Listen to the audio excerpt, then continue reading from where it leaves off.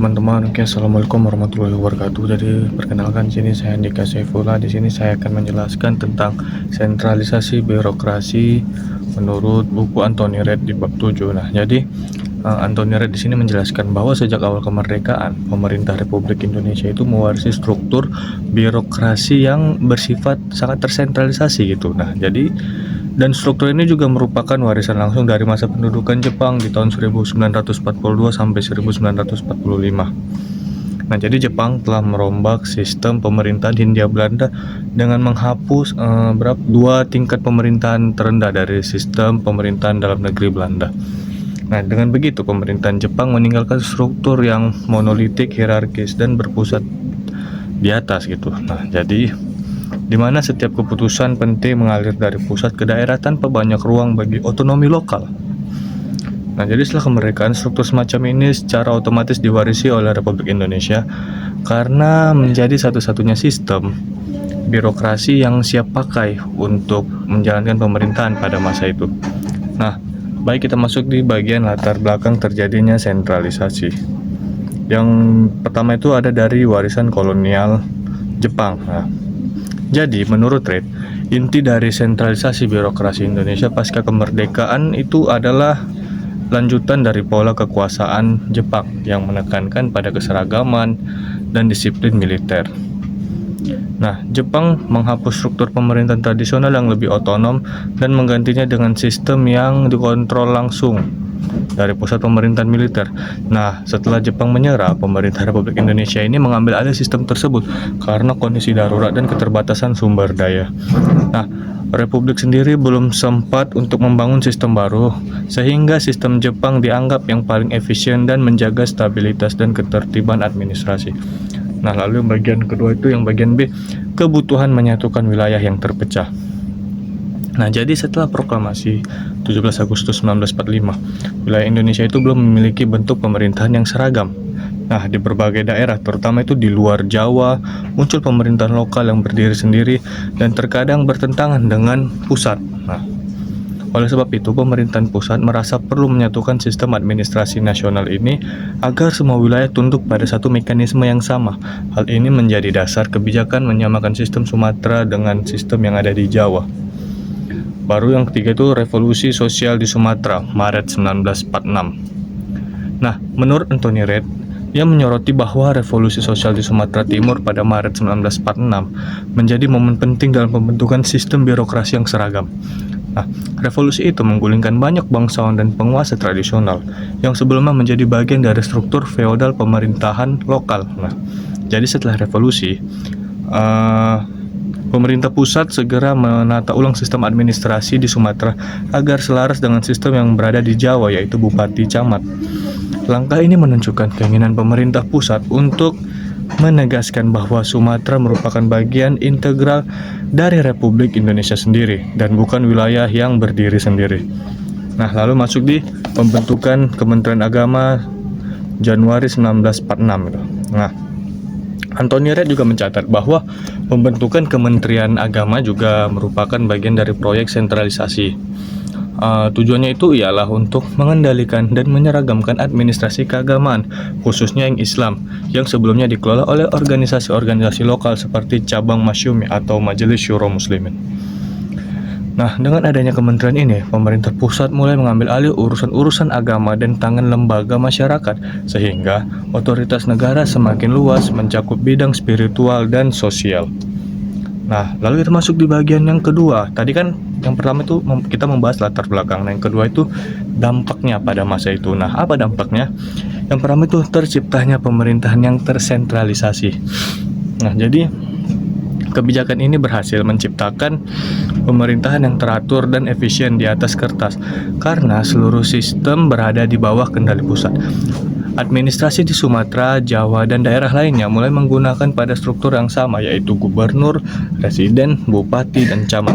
Namun, efek jangka panjangnya adalah menurunnya otonomi daerah dan semakin terbatasnya peran masyarakat lokal dalam pengambilan kekuasaan. Nah, Lalu yang kedua itu melemahnya struktur tradisional. Nah, dengan disamakan sistem Sumatera dan di Jawa, struktur feodal tradisional di daerah seperti kesultanan, terus kayak raja-raja lokal dan kepala adat kehilangan peran politiknya. Jadi pemerintah pusat itu mengambil alih kekuasaan administratif dan menggantinya dengan pejabat yang ditunduk berdasarkan sistem republik.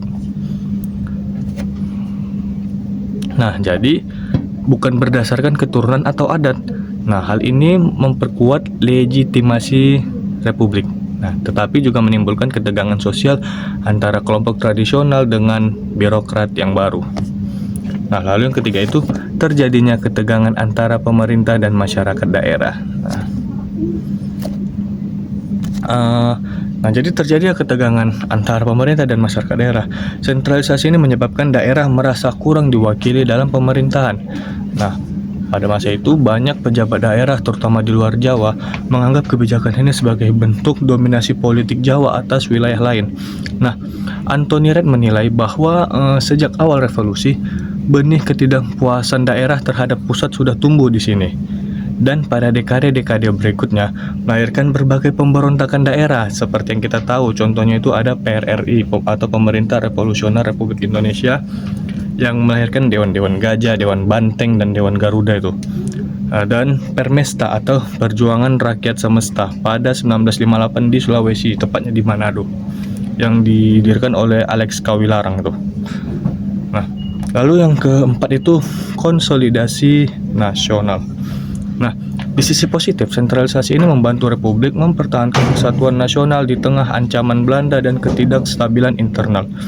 Dengan sistem birokrasi yang seragam, pemerintah bisa mengeluarkan perintah dan kebijakan secara cepat ke seluruh wilayah.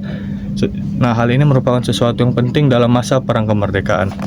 Nah, lalu yang kelima itu tentang pembentukan warisan birokrasi sentralistik. Nah, jadi Anthony Reid di sini menekankan bahwa model birokrasi yang muncul pada masa ini menjadi cikal bakal sistem pemerintahan Indonesia yang modern, terutama pada masa Orde Lama dan juga masa Orde Baru. Struktur pemerintahan yang berlapis tetapi terpusat. Nah, jadi struktur pemerintahan yang berlapis dan tetapi terpusat ini menciptakan suatu pola yang namanya itu administrasi vertikal, yang dimana perintah mengalir dari pusat ke bawah tanpa banyak ruang bagi aspirasi lokal.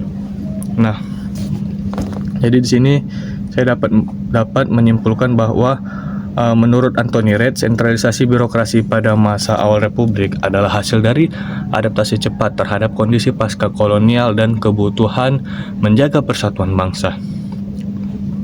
Nah, latar belakangnya berakar pada yang pertama itu tadi warisan administratif Jepang yang monolitik. Lalu yang kedua itu tentang kebutuhan menyatukan wilayah yang baru merdeka, seperti Sumatera tadi kan yang kita bahas tentang revolusi sosial. Lalu yang ketiga itu perubahan sosial politik akibat revolusi sosial di Sumatera Utara. Nah, ini dia tadi kan saling berkaitan tuh yang kedua dengan ketiga. Lalu yang keempat, keinginan mengendalikan lembaga agama di bawah otoritas negara. Namun di sini menurut Anthony Reid dampaknya bersifat ganda. Nah, untuk dampak yang pertama itu yang dampak positif kita bahas dulu kan, yaitu memperkuat kesatuan dan efektivitas pemerintahan pusat.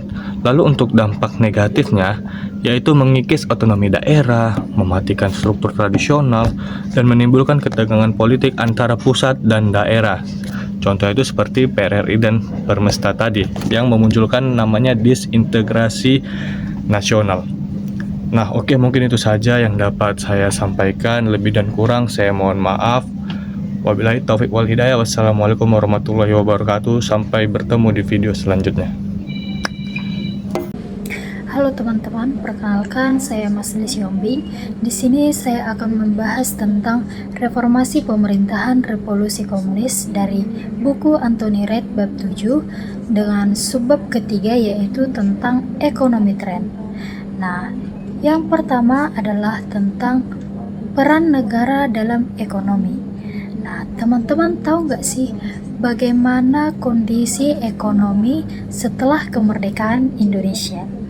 Nah, setelah Indonesia merdeka pada tahun 1945, kondisi ekonomi kita sebenarnya sangat kacau. Dulu, ekonomi kita itu diatur oleh Belanda. Nah, selama Perang Dunia, ekonomi kita itu dikuasai penuh oleh Jepang.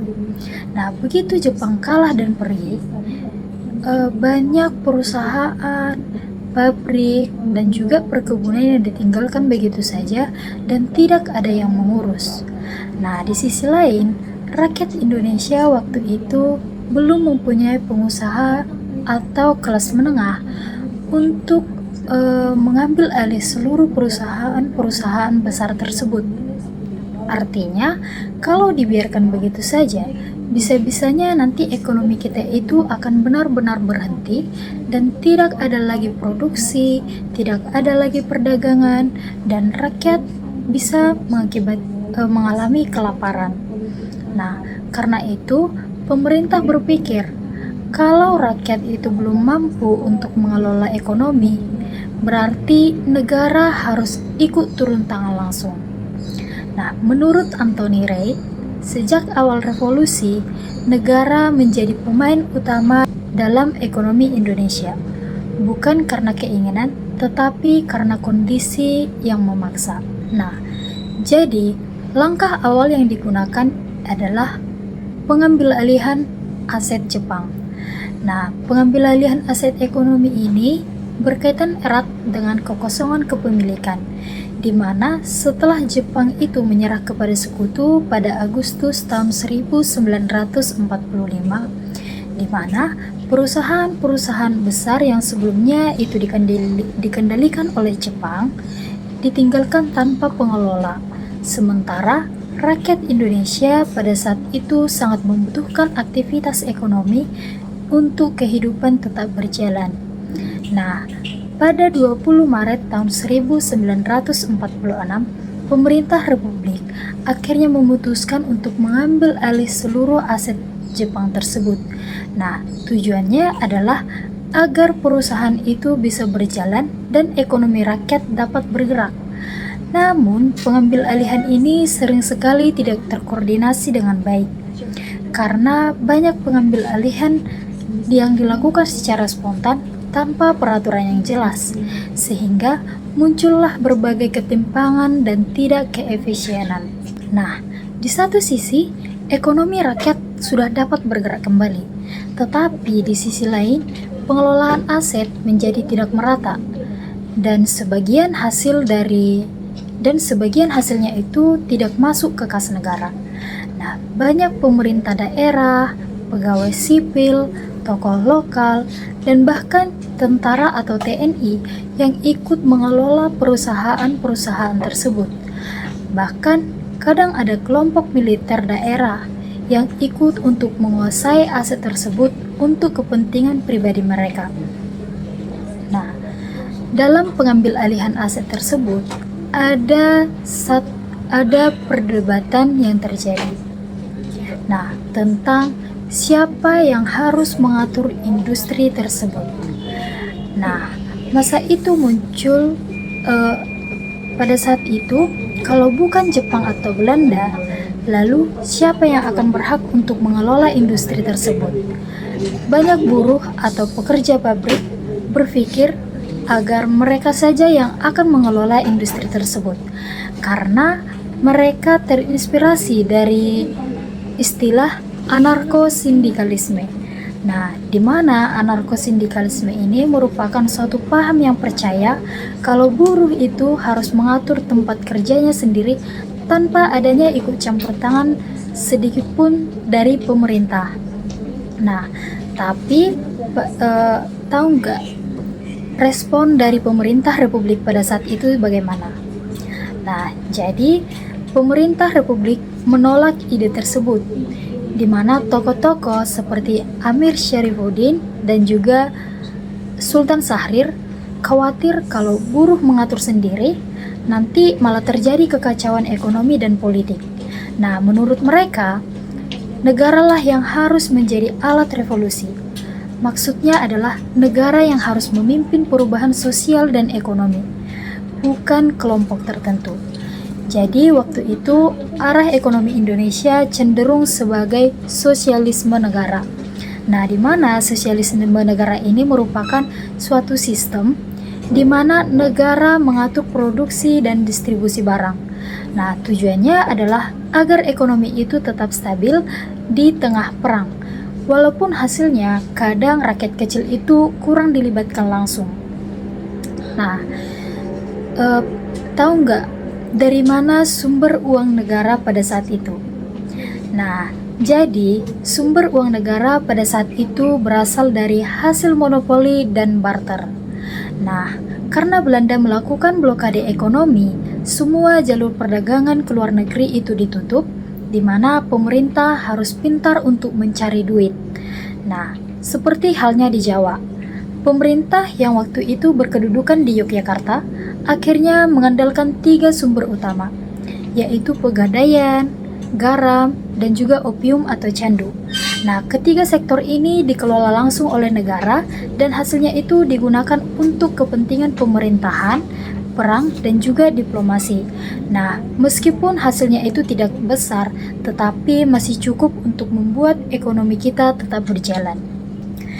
Nah, berbeda dengan di Sumatera. Pada saat itu kondisinya agak berbeda dengan di Jawa, di mana Sumatera pada waktu itu kaya akan sumber daya alam seperti karet, kopi, dan juga teh. Nah, tapi semua hasil dari sumber daya alam ini tidak bisa diekspor karena adanya blokade dari pihak Belanda. Akhirnya, banyak unit TNI dan Badan Perjuangan Sumatera melakukan perjualan dengan sistem barter atau tukar barang dengan Singapura. Nah, misalnya, mereka menukar hasil karet dengan senjata, obat, ataupun bahan makanan. Nah, cara ini memang membantu perjuangan di daerah, tetapi juga menimbulkan berbagai masalah yang baru. Karena dilakukan tanpa pengawasan, akhirnya banyak yang menyalahgunakan hasilnya, sehingga mengakibatkan adanya korupsi dan uangnya tidak sampai ke pemerintahan pusat. Akhirnya, keuangan negara jadi berantakan dan ekonomi pusat itu sangat sulit untuk dikendalikan. Nah, dampak dari peran negara dalam ekonomi ini di mana kalau kita lihat secara keseluruhan, peran besar negara waktu itu mempunyai 2 sisi. Yang pertama adalah sisi negatif, sisi positif, dan yang kedua adalah sisi negatif. Nah, jika kita lihat dari sisi positif, negara itu berhasil untuk menjaga ekonomi tetap hidup di tengah perang. Kalau tidak, mungkin rakyat tidak akan bisa makan dan industri kita akan berhenti total. Jadi, negara juga belajar bagaimana cara mengatur produksi dan perdagangan meski dalam situasi yang serba darurat. Nah, kemudian dari sisi negatif, banyak pengambil alihan aset yang dilakukan tanpa aturan yang jelas. Akhirnya, muncullah suatu penyimpangan, penyeludupan, dan korupsi. Nah, selain itu, karena negara terlalu dominan, maka ekonomi jadi tidak efisien. Banyak keputusan yang diambil di atas tanpa melibatkan rakyat kecil. Nah, tapi menurut Anthony Reid, pengalaman ini sangat berharga. Karena dari sinilah Indonesia itu bisa belajar bahwa negara harus berperan aktif dalam ekonomi dan melindungi kepentingan rakyat dari campur tangan orang asing. Nah, inilah dasar dari sistem ekonomi kita di masa kemerdekaan. Sekian hasil materi yang saya paparkan, semoga bermanfaat. Terima kasih.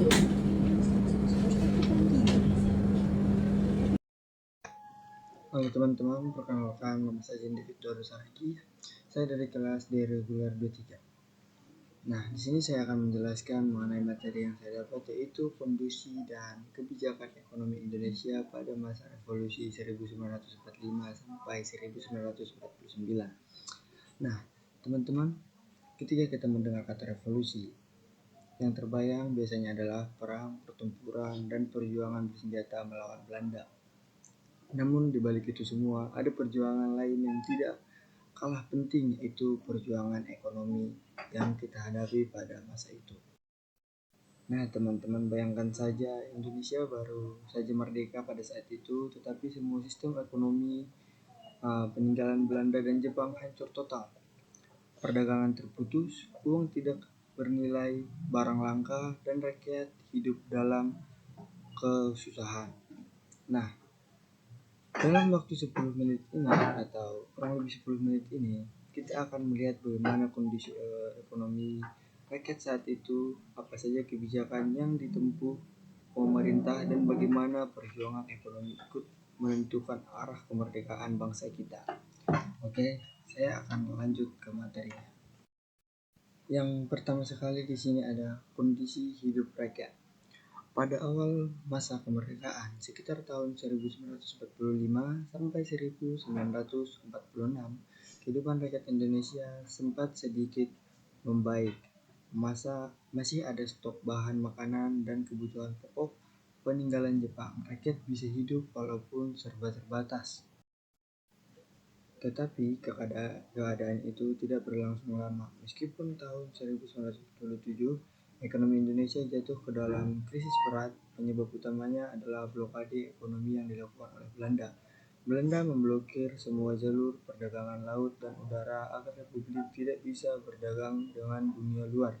Akibatnya, Indonesia tidak bisa mengekspor hasil bumi seperti karet, kopi, dan minyak, dan tidak bisa mengimpor bahan penting seperti obat-obatan, kain, dan beras.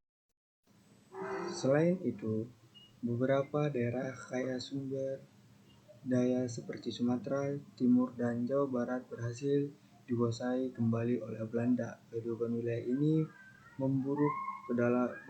memperburuk keadaan ekonomi Republik yang sudah lemah. Dampaknya sangat terasa bagi rakyat kecil. Barang-barang kebutuhan sehari-hari menjadi langka dan mahal. Nilai uang Republik merosot tajam. Inilah yang disebut inflasi, yaitu ketika harga barang naik terus sementara uang kehilangan daya beli.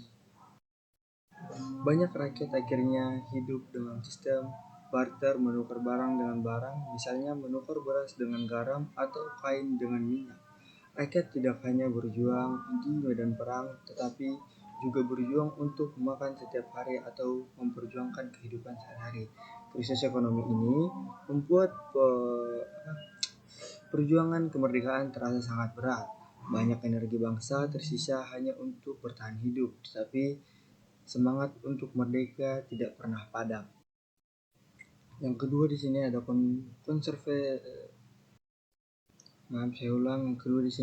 konservatisme dalam kebijakan ekonomi.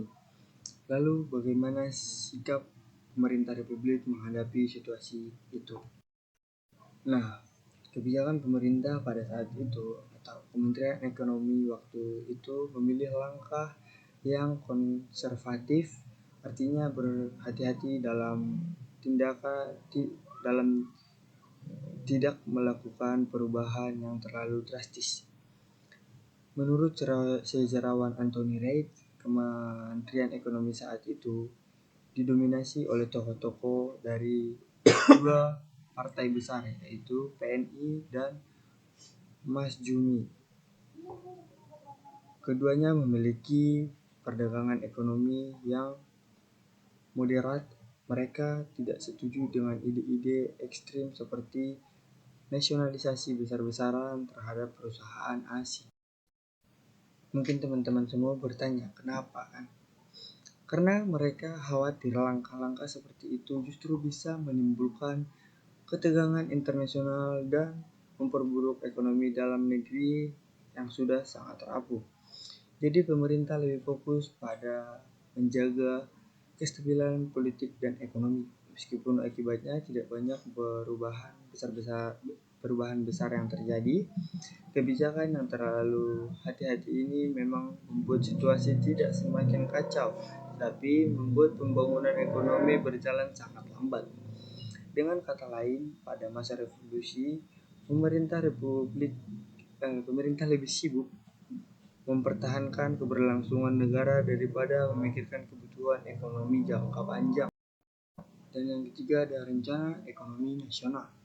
Meskipun dalam keadaan perang dan kekurangan, para pemimpin republik tetap berpikir jauh ke depan. Mereka sadar bahwa kemerdekaan tidak akan berhenti jika ekonomi rakyat tetap lemah. Karena itu, muncul gagasan untuk membuat rancangan ekonomi nasional yang bisa dijalankan setelah situasi negara kembali stabil. Pada saat itu, tokoh-tokoh penting seperti Muhammad Hatta, Aka Ghani, dan Amir Syarifuddin menyusun dua rencana besar, rencana 10 tahun dan rencana 3 tahun. Pertama, rencana 10 tahun yang disusun oleh Hatta dan Ghani. Rencana ini menekankan pentingnya industri nasional, yaitu membangun industri dalam negeri supaya Indonesia tidak terus bergantung pada barang impor. Selain itu, ada juga program transmigrasi, yaitu perpindahan penduduk dari pulau-pulau padat seperti Jawa ke daerah lebih jarang penduduknya. Tujuannya adalah untuk mempertahankan penduduk dan mengembangkan wilayah baru di luar Jawa. Dan yang kedua di sini ada rencana 3 tahun yang disusun oleh Amir Syarifuddin. Rencana ini lebih realistis dan jangka pendek. Fokusnya adalah mengembangkan kooperasi rakyat, meningkatkan kesejahteraan petani dan buruh, serta memperkuat semangat gotong royong ekonomi Indonesia. Sayangnya kedua rencana ini sangat sulit dijalankan pada saat itu. Blokade Belanda membuat bahan dan modal sulit didapat. Tenaga ahli masih sangat sedikit dan kondisi perang membuat program tidak bisa berjalan. Akhirnya seperti kata Anthony Reid, sebagian besar rencana ekonomi itu berhenti di atas kertas. Meskipun gagal dijalankan, rencana ini menunjukkan bahwa sejak awal kemerdekaan, pemimpin bangsa sudah memiliki visi ekonomi jangka panjang, sebuah langkah penting untuk masa depan Indonesia, seperti reformasi tanah. Satu-satunya kebijakan ekonomi yang benar-benar berhasil pada masa revolusi adalah reformasi tanah.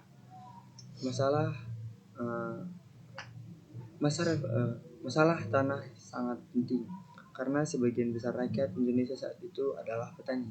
Sejak masa kolonial, tanah-tanah subur dikuasai oleh perkebunan Belanda dan rakyat hanya menjadi buruh di tanah mereka sendiri. Setelah merdeka, muncul tuduhan besar agar tanah dikembalikan kepada rakyat. Gerakan ini dipimpin oleh Barisan Tani Indonesia atau BTI, sebuah organisasi petani yang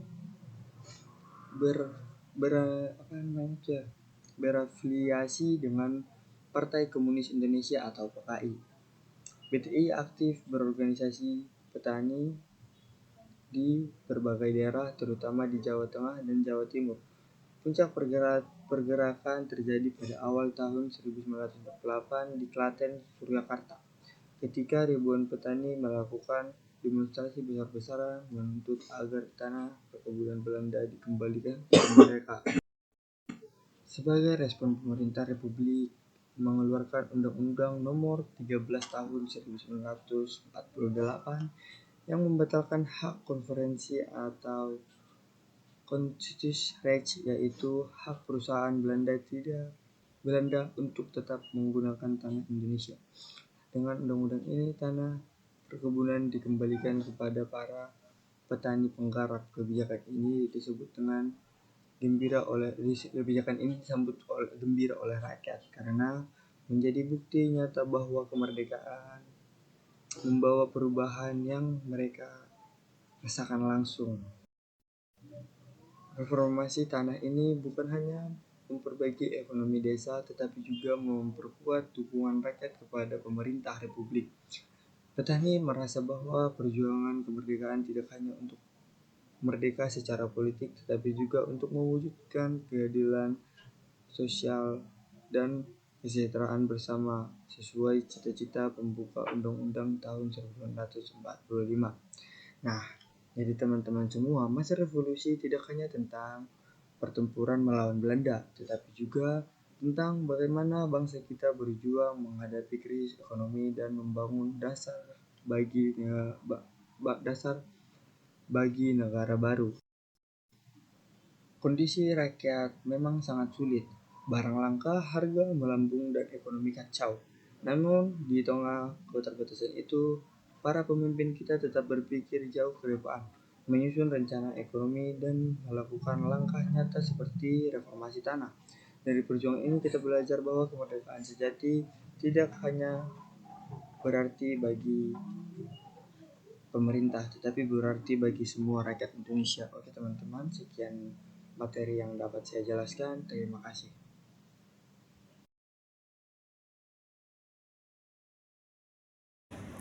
Perkenalkan, nama saya Maria Irma Sitomorang dengan NIM 3233121043. Di sini saya akan membahas tentang buku Anthony Reid yang berjudul Indonesian National Revolution. Saat ini saya akan membahas, atau kelompok kami akan membahas tentang bab 7, yaitu yang berjudul Reformasi Pemerintahan dan Revolusi Komunis. Pada saat ini saya akan membahas tentang perpecahan sayap kiri dan kejatuhan Amir. Yang pertama itu saya bahas tentang latar belakangnya dulu. Setelah Indonesia merdeka pada tahun 1945, keadaan politik di dalam negeri belum stabil. Walaupun Indonesia sudah berhasil memproklamasikan kemerdekaannya, Belanda belum mau mengakui Indonesia sebagai negara yang merdeka dan masih berusaha kembali untuk menguasai wilayah itu. Dalam suasana seperti ini, para pemimpin Indonesia berbeda pendapat tentang bagaimana cara mempertahankan kemerdekaan. Dari sinilah muncul dua kubu besar dalam politik Indonesia, yaitu kelompok kanan atau bersifat moderat dan kelompok kiri bersifat sosialis. Kelompok kanan ini dipimpin oleh Muhammad Hatta dan Sultan Syahrir.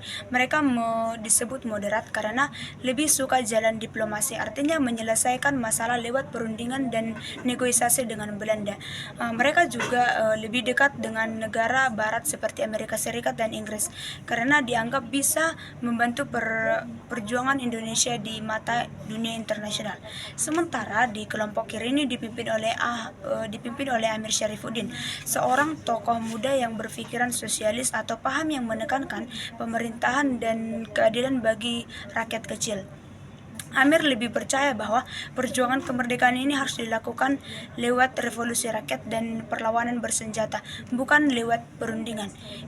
Ia juga bersimpati pada Uni Soviet, yaitu negara yang berpahamkan tentang komunis dan menantang kapitalisme barat.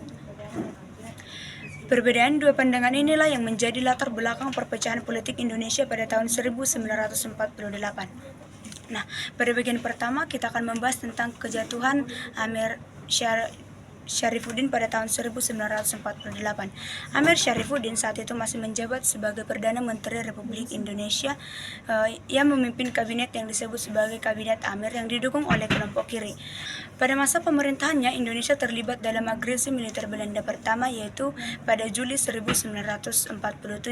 Karena tekanan dari dunia internasional, diadakanlah sebuah perundingan, yaitu yang disebut Perundingan Renville, yaitu perundingan ini antara Indonesia dan Belanda. Perundingan ini dilakukan di atas kapal perang Amerika Serikat yang bernama USS Renville dan di bawah pengawasan Komisi Jasa Baik PBB yang beranggotakan Amerika Serikat, Australia, dan Belgia.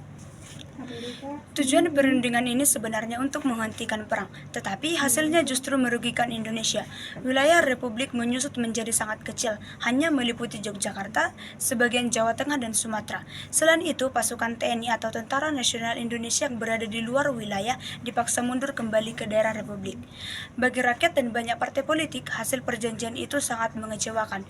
Dua partai besar seperti Masyumi atau Partai Islam terbesar dan PNI Partai Nasional Indonesia menolak hasil Renville karena dianggap terlalu merugikan Indonesia dan menguntungkan Belanda. Akibatnya kedua partai itu menarik dukungan mereka dari Kabinet Amir. Alasan mengapa Partai Masyumi dan Partai PNI ini menarik dukungannya itu karena yang pertama hasil dari perjanjian Renville tadi, dan yang kedua juga Amir dianggap terlalu dekat dengan blok kiri atau Uni Soviet yang bersifat komunis.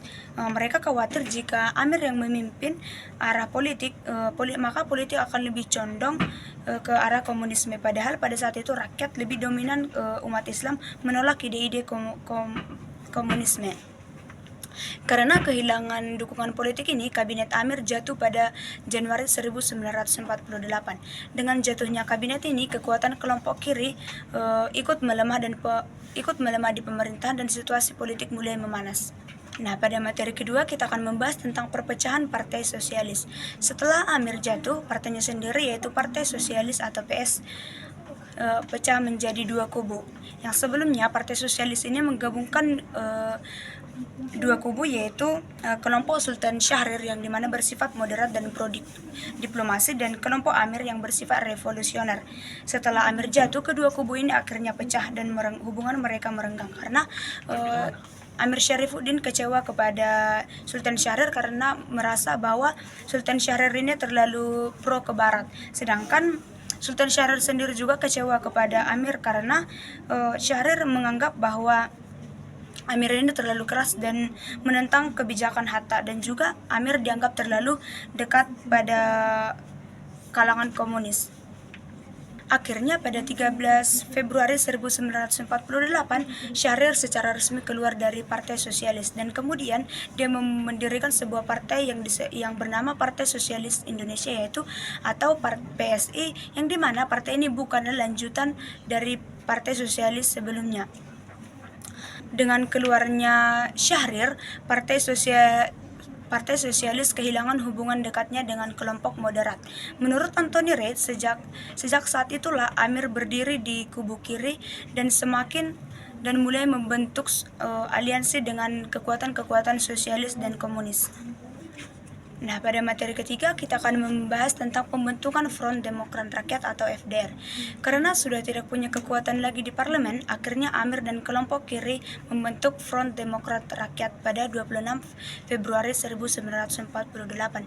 FDR adalah gabungan dari beberapa organisasi kiri seperti PKI, SOBSI atau Serikat Buruh Seluruh Indonesia, Pesindo, dan BTI atau Barisan TNI Indonesia, dan juga yang terakhir yaitu Gerwani, Gerakan Wanita Indonesia.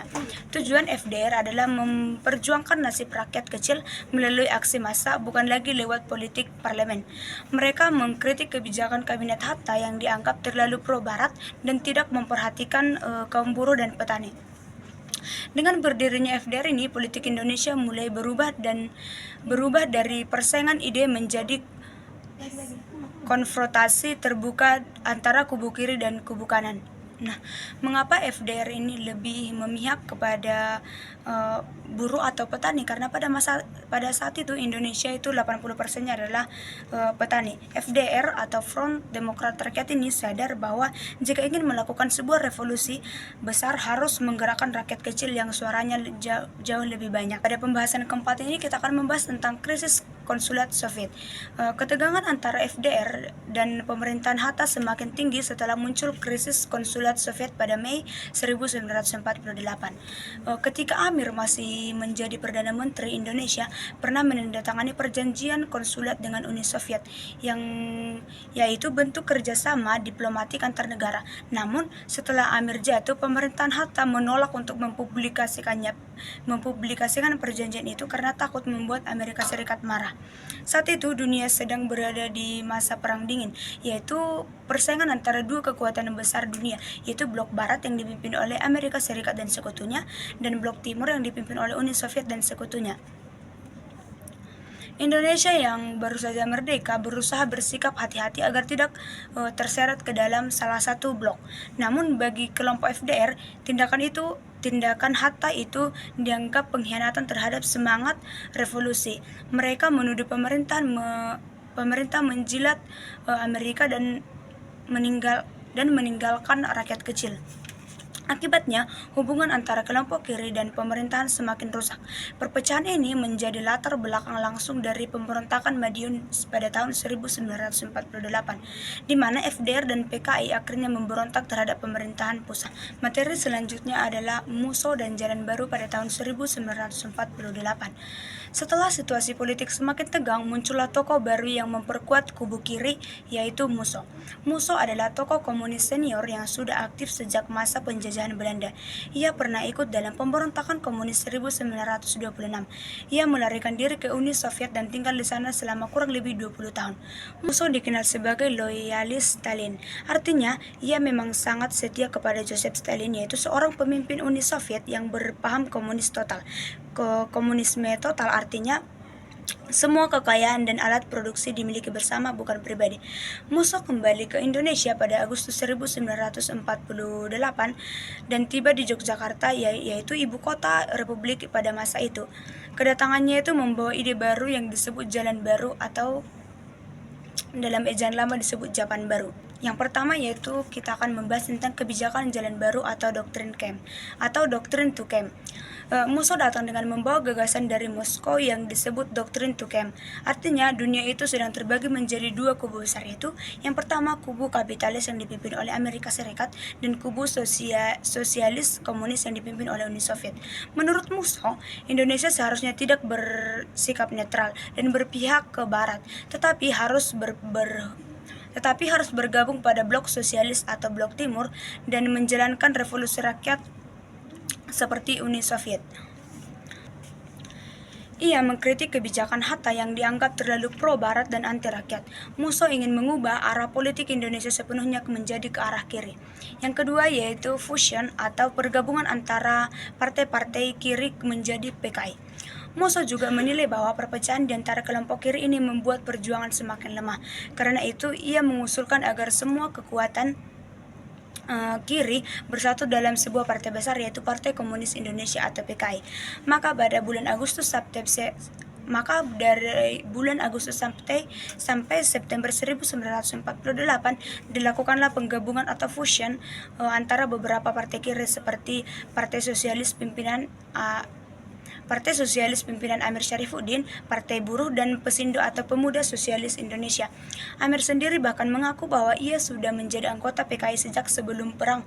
Dengan bersatunya partai-partai itu, PKI menjadi partai yang kuat dan terorganisir. Yang ketiga yaitu tuntunan revolusioner PKI. Setelah penggabungan, PKI di bawah pengaruh Musso mulai bergerak lebih agresif. Mereka menyerukan revolusi agraria, yaitu pembagian tanah kepada petani miskin, termasuk tanah bengkok atau tanah milik atau tanah yang biasa menjadi gaji pemerintah lurah atau perangkat desa. Pada saat itu, selain itu juga, PKI menuntut penghapusan sistem feodal, yaitu sistem lama yang dimana para pejabat desa atau bangsawan memiliki kekuasaan besar terhadap rakyat kecil. Musso ingin agar seluruh kekuasaan dan kekayaan di Indonesia itu dipegang oleh rakyat, bukan oleh elit desa. Namun bagi pemerintahan Hatta, tuntutan itu dianggap terlalu radikal dan mengancam kestabilan negara. Pemerintahan melihat gerakan Musso dan PKI sebagai ancaman terhadap pemerintahan Republik. Pada pembahasan keempat atau pembahasan terakhir, kita akan bahas tentang dampak kedatangan Musso dan Jalan Baru itu. Kedatangan Musso membuat suasana politik di Indonesia semakin parah. Di situasi inilah kelompok kiri merasa mendapat semangat baru dan kembali percaya diri. Namun di sisi lain, pemerintahan melihat Musso sebagai ancaman serius terhadap persatuan nasional. Menurut Anthony Reid, kedatangan Musso menjadi salah satu faktor utama yang memicu pemberontakan Madiun pada tahun 1948, yaitu konflik bersenjata antara PKI dan FDR melawan pemerintah Republik. Jadi ide Jalan Baru yang dibawa Musso tidak hanya memperkuat PKI, tetapi juga memperdalam perpecahan ideologi antara pemerintah yang pro Barat dan diplomasi dengan kelompok kiri yang pro Soviet dan revolusioner. Nah, demikian penjelasan saya tentang perpecahan sayap kiri dan kejatuhan Amir Syarifuddin. Jika ada kesalahan kata, saya mohon maaf dan saya ucapkan terima kasih. Oke, hai semuanya, perkenalkan namaku Jupita Patashalum Batungku dari kelas reguler D, Pendidikan Sejarah tahun 23. Nah, pada materi yang berikutnya kita mau membahas mengenai rasionalisasi militer tahun 1948.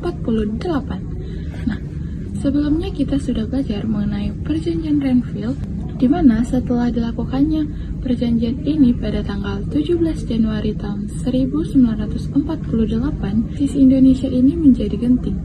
Kenapa? Hal ini dikarenakan pada perjanjian Renville yang dilakukan di kapal Amerika USS Renville membuat keputusan oleh Komisi Tiga Negara ataupun yang sering kita tahu dengan KTN, di mana Indonesia dipaksa mengakui garis demarkasi Van Mook Line, di mana wilayah Indonesia ini menjadi semakin mengecil. Hanya sebagian dari Jawa Tengah, Yogyakarta, serta Sumatera yang menjadi wilayah bagian dari Republik Indonesia. Sementara wilayah Jawa Barat, Jawa Timur ini harus diserahkan kepada pihak Belanda. Nah, hal inilah yang membuat tekanan ekonomi yang luar biasa. Kenapa? Hal ini dikarenakan Belanda memblokade baik dari jalur darat maupun dari jalur laut, sehingga arus perdagangan maupun bantuan ke wilayah Republik Indonesia ini terhenti total, sehingga pemerintahan kehilangan pendapatan utama. Perekonomian terpuruk, harga barang melonjak tinggi, bahkan kas negara kita nyaris kosong. Nah, yang menjadi masalah utamanya itu juga adalah pembiayaan TNI, di mana kita tahu sejak revolusi tahun 1945, anggota TNI ini lahir ataupun muncul dari berbagai laskar rakyat, mantan anggota Kenil, bekas peta, yang pada akhirnya ini sampai 350.000 personil. Nah, untuk ini tentu membutuhkan biaya yang sangat besar. Bahkan dari banyaknya personil TNI ini, banyak di antara mereka yang gajinya ini tidak tetap. Bahkan kebanyakan anggota TNI ini hanya mengandalkan dari pemberian rakyat dan hasil dari rampasan setelah dilakukannya perang. Dalam buku RAID ini dijelaskan bahwasanya hal ini menyebabkan terjadinya krisis ekonomi dan juga krisis disiplin militer. Nah, banyak dari pasukan ataupun dari anggota TNI ini tadi tidak sesuai ataupun tidak bergerak sesuai dengan koordinasi dari pusat. Mereka lebih berkoordinasi dengan pihak daerah masing-masing dan juga pro terhadap aliansi politik mereka, bukan pro terhadap pemerintah. Nah, di sisi lain, pemerintah Soekarno-Hatta sedang memperkuat legitimasi negara melalui diplomasi internasional untuk memperkuat dan memperbaiki citra Indonesia di mata dunia. Nah, kita tahu pada saat itu wilayah Indonesia adalah wilayah yang baru merdeka dan perlu pengakuan dari negara-negara lain. Karena itu, perlu dilakukan penataan ulang pada kekuatan militer Indonesia supaya lebih profesional dan lebih terarah dan mengikuti koordinasi dari pusat, yaitu dari Yogyakarta.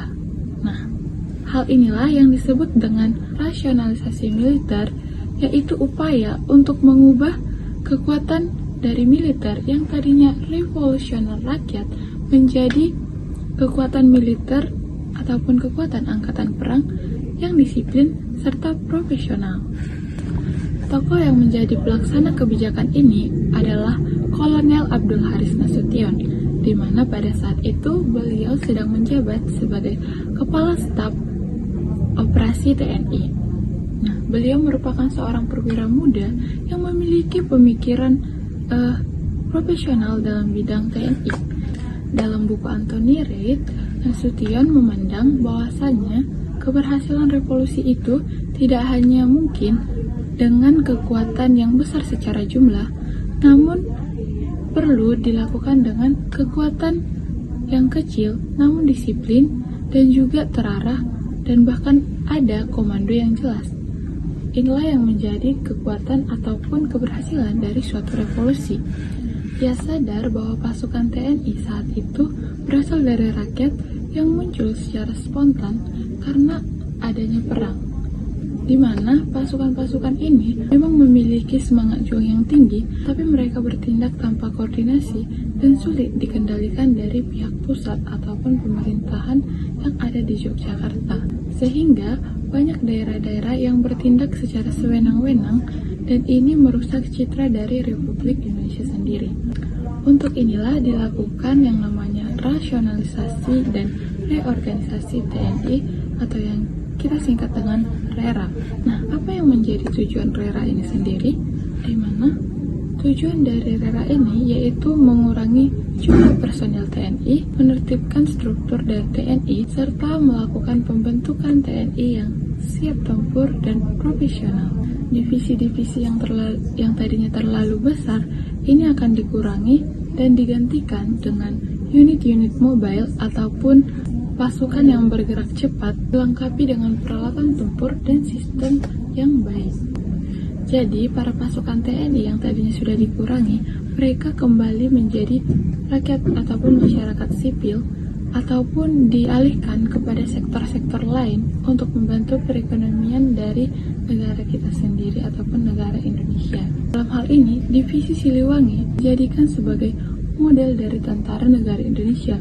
Bahkan, divisi ini diberi status khusus di mana mereka dilabeli sebagai pasukan elit dan teladan kedisiplinan karena divisi ini sangat pro pada pemerintah. Nah, divisi lain merasa hal ini sangatlah tidak adil.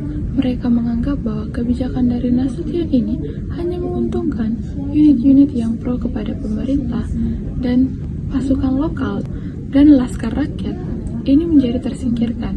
Nah, hal inilah yang nantinya menjadi pemicu ataupun menjadi akar dari pemberontakan yang ada di Madiun. Kita masuk ke materi berikutnya mengenai pemberontakan Madiun di tahun 1948. Setelah adanya rasionalisasi politik, banyak para laskar rakyat yang merasa dihianati oleh para elit politik ini.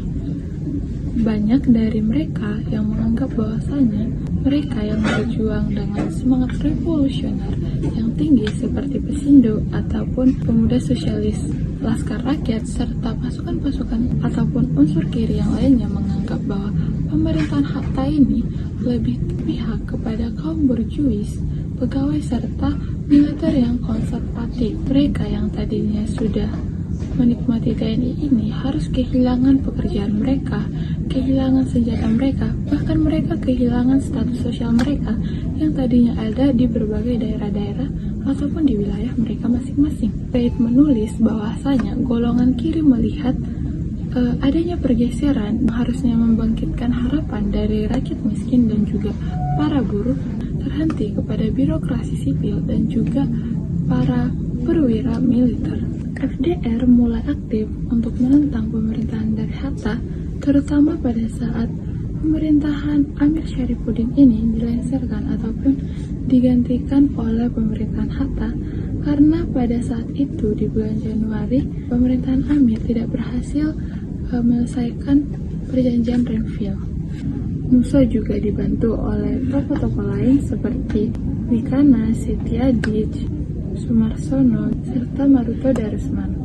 Nah, di mana ia membentuk penggabungan dari PDR ini dengan PKI untuk menggabungkan kekuatan-kekuatan kiri untuk melawan pemerintahan Hatta. Strategi Musso berusaha untuk mengubah kekuatan operasi Indonesia yang tadinya itu dengan menggunakan diplomasi berubah menjadi pergerakan dengan rakyat bersenjata, di mana di wilayah Surakarta dan juga Madiun, para kelompok-kelompok dari FDR ini sendiri sudah sangat memiliki basis yang sangat kuat dan juga memiliki tentara maupun laskar rakyat yang jumlahnya itu sudah lumayan banyak. Itu seperti divisi Senopati dan juga Pesindo. Sementara itu, divisi Siliwangi sangat anti komunis dan lebih berpihak ataupun pro kepada pemerintah.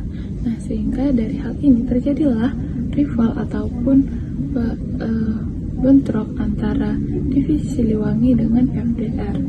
Kemudian FDR dan PKI ini menginfiltrasi politik dan juga melakukan kudeta bersenjata, di mana pada puncaknya di tanggal 18 September tahun 1948 PDR yang dibawa kepemimpinan dari Sumarsono mengambil alih wilayah-wilayah penting seperti kantor pemerintahan, kantor pos, stasiun, serta markas militer yang ada di Madiun, di mana mereka menduduki tempat-tempat ini dan mereka juga mengumumkan berdirinya pemerintahan Front Nasional dengan mengibarkan bendera berwarna merah. Kemudian berita ini pun sampai ke pemerintah di mana yang ada di Yogyakarta dan pemerintah menganggap bahwa ini adalah ancaman akan terjadinya perpecahan di dalam negara kita sendiri.